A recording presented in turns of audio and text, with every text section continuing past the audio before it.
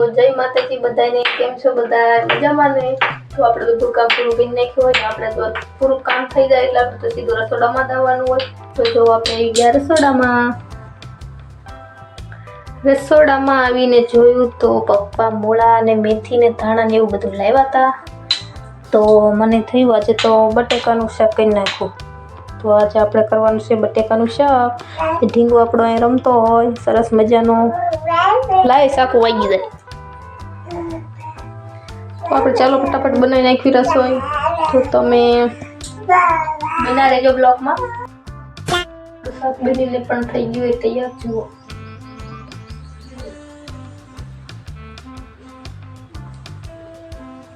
અને દેશી ધાણો લાયા હતા પપ્પા, તો એ અંદર નાખ્યા છે. લીલું લસણ પણ નાખ્યું છે. મેં આવી રીતના શાક બનાવ્યું છે. તો તમે કેવી રીતના શાક બનાવો છો તો મને કોમેન્ટ કરીને કહેજો. અને જો આપણે લીલી ચટણી પણ ખાંડવાની છે. ધાણા, લીલું લસણ ને મરચાં અને સૂકું લસણ ની બધાની આપણે ચટણી બનાવવાની છે અત્યારે શિયાળામાં મસ્ત. A few moments later. આપણું બધું થઈ ગયું હોય તૈયાર ને અમે બેસી ગયા હોય જમવા. જો ચટણી પણ બનાવી છે આજે લીલા લસણની, અને અમે બેસી ગયા છીએ જમવા. તો મારા સાહેબ પણ જમવા બેસી ગયા છે. બે શબ્દ કહેશો સાહેબ તમે? કેમ છો બધા? મજામાં બેસો ટાઈટ ના. ઢીંગો મારો પણ કંદડતો હોય જો ને.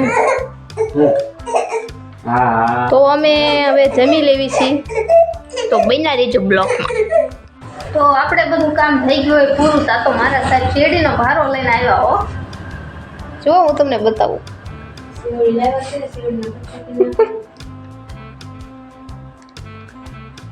શેરડીનો ભારો લઈને આવ્યા ને હવે આપણે કરી નાખવાના છે કટકા. ઘેર આવે ત્યાં સુધીમાં આપણે શેરડીનો દાંડલો એક એક કરીને ખાવાનો છે. અને ખૂટી રહેશે તો આપણે બીજે લઈ લઈશું. પણ આપણે શેરડી ખાવી. તમને શેરડી ભાવે છે તો કોમેન્ટ કરીને કહેજો. અમે તો 300 રૂપિયાનો ભારો લીધો છે.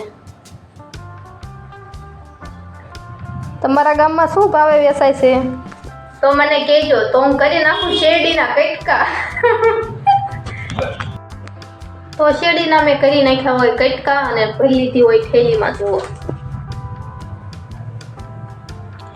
થેલીમાં ભરી શેરડી તો ભરી વાળી, પણ આપણું કામ તો વધી ગયું. હવે એને પણ આપણે કરવું તો પડશે.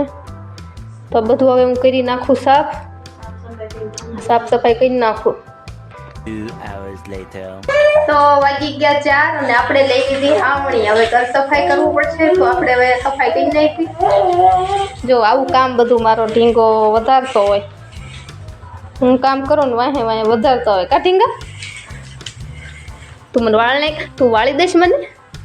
હે હાલે હાવણી વાળ નાખ. હાલે જો મારો ઢીંગો પણ મને થોડીક મદદ કરે છે.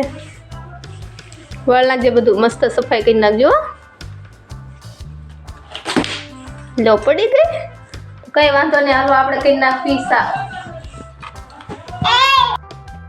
તો વાગી ગયા હોય 5 અને જો આપણું ભાણુભા નિશાળેથી આવી ગયા હોય. હાલો ખેડા ખાવા બધા દેશી ખેડા. તમને શેના ભાવે છે તો કમેન્ટ કરજો.